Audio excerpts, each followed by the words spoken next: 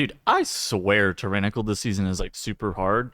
A lot of it comes down to the fact that while there are generous timers in dungeons, a lot of the dungeons like bosses will be one-shotting you at like a lower level, or the bosses themselves just become like the hard part of the dungeon. And a boss that is very trivial on like a fortified level, but quite hard on a tyrannical setting, is Lady Naz'jar. And Lady Naz'jar is the first boss of Throne of the Tides. I think we're going to be probably talking about two bosses in Throne of the Tides for the next couple of videos. But Lady Naz'jar is a boss that actually becomes a lot more difficult on Tyrannical. However, there are a couple of strategies that you can and you probably should be implementing in this on this boss. First and foremost, this boss is fairly straightforward with the mechanics. She does a Focused Tempest cast, which shoots out a chain lightning onto players every so often. You can make sure that you mitigate damage by either popping defensives or just kind of stacking up for group healing.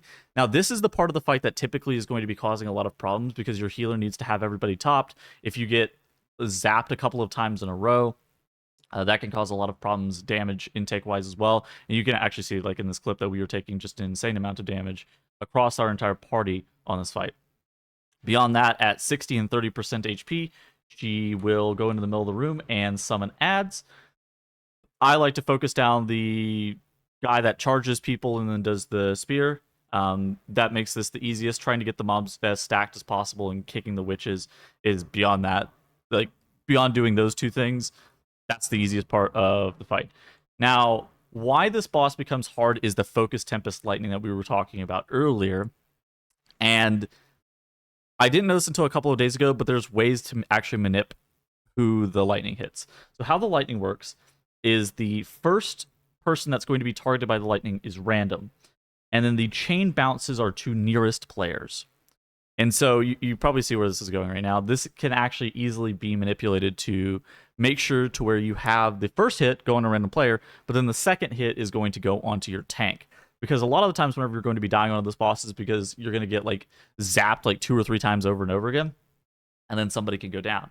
Now, if you position yourself kind of like this, this allows for you the optimal coverage of it zapping one of the DPS or the healer, and then immediately zapping your tank, and then it just dissipates, right? And then it just completely goes away, and the tank is taking a lot more damage than the remainder of the party, but it should allow you, like, it should allow your players a little bit more safety.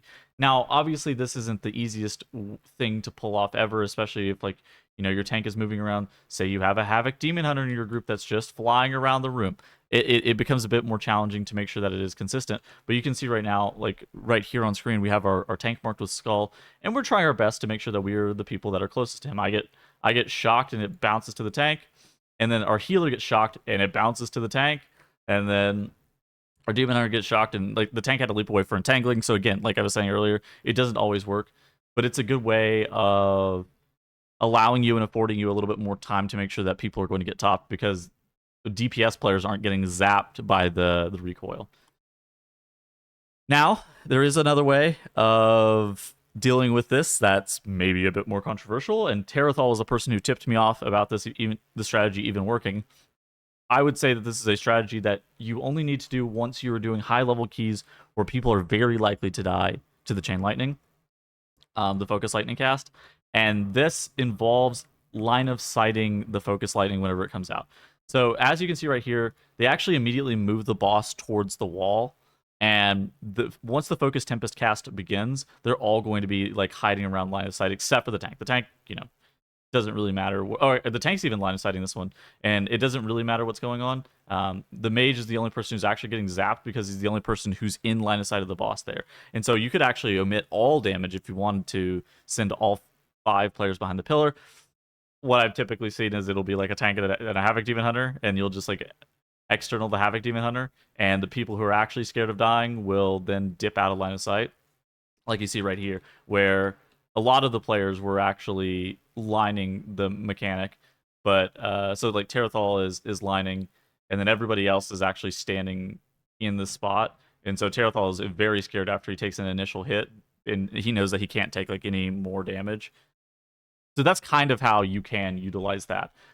I don't know what the optimal strategy is to be able to deal with that, to do that on Tyrannical, but it's definitely, there is a certain key level where that is good for some players.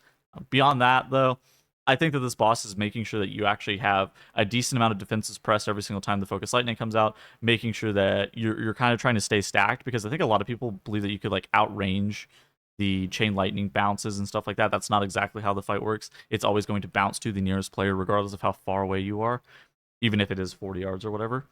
So that's something that you have to factor in as well. But overall, I hope these tips help you guys, and I hope you guys all have been enjoying the videos, and I'll see you guys in the next video. Goodbye.